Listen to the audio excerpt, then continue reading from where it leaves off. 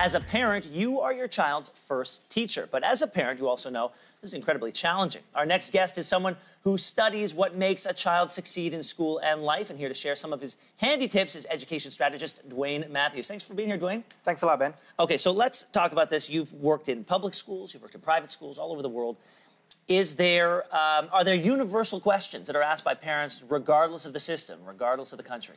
Sure. One of the big things that's happening in education is really moving towards a particular direction that makes school very different than what it used to be. And a lot of parents sort of go to school thinking, I'm an expert, I understand school. And when the kids get to school today, school looks very, very different. So how does it look? How do parents think it looks, and how does it actually look? Sure. So what parents think about is when I went to school, they think about rows, they think about textbooks. But today, it's really about groups. It's about inquiry. It's about questions. Very, very different. So not a lot of information coming home. A lot of the stuff is taught in schools itself. And, you know, automation is going to be getting rid of a lot of jobs in the future. It's going to be changing the way we view the world. How can parents tackle this? I mean, with information changing the world so much, how can parents tackle this changing world? Sure. So one of the things that I say to parents is, really, it's about asking the question, what kind of world am I preparing my child for?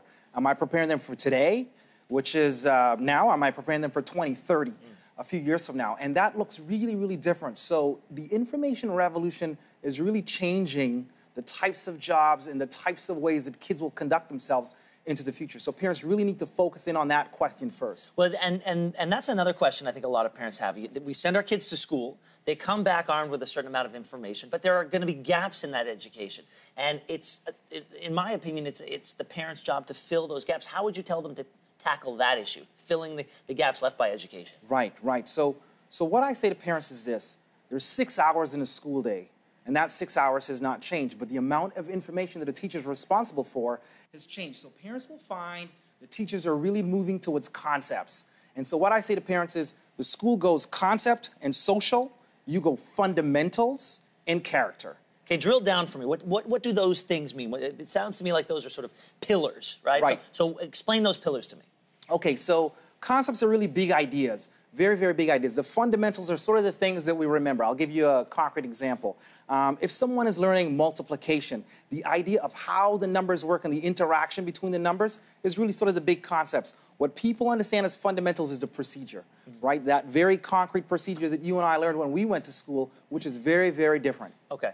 My guess also is when the kids come home from that 6 hours, we can prepare them with behavior that will make them more amenable to success at school. Right. Right. So what could some of those behaviors be? Like making sure they're asking questions, making sure they're open to people in positions of authority. Are those sorts of things that we as parents can do at home?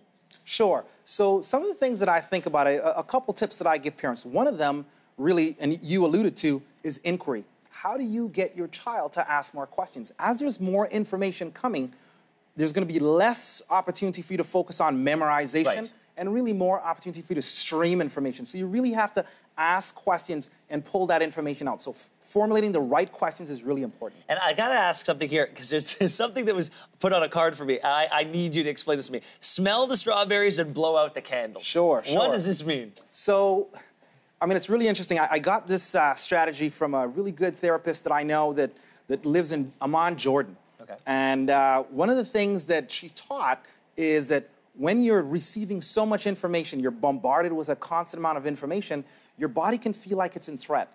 And your body does not necessarily know, there's a certain part of your brain called the amygdala, does not necessarily know if it's a real threat or if it's a perceived threat. And one of the ways to calm the amygdala down is to breathe. So we tell kids to smell the strawberries and slowly blow out the candle. Smell the strawberries and blow out the candle. Works like a charm. So it's a way to calm them down and have them receive that information in a way that's not threatening. Yes. Dwayne, all great tips. Thank you so much for being here. Thanks a lot for having me.